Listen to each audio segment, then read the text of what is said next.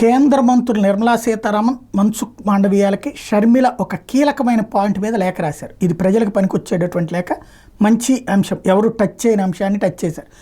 గౌరవ సుప్రీంకోర్టు 2022 నవంబర్లో ఈపీఎస్ 95 పింఛనర్ల ప్రయోజనాల మీద వాళ్ళకి అనుకూలంగా తీర్పిచ్చింది.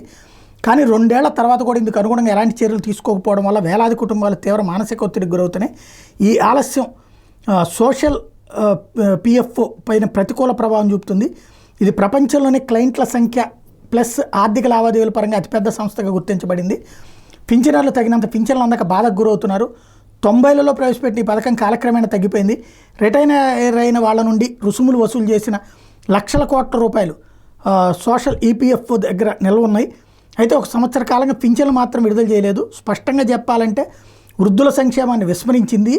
మరి మోడీ ప్రభుత్వానికి ఈ సమస్యను పరిష్కరించడంలో సమర్థత లేదా, అసలు బాధ్యత ఎవరిది అంటూ గౌరవ ఆర్థిక నిర్వహణ మంత్రి నిర్మలా సీతారామన్ గారికి, అట్లాగే కార్మిక శాఖ మంత్రి మన్సుఖ్ మాండవీయ గారు తక్షణం జోక్యం చేసుకోవాలంటూ కోరారు.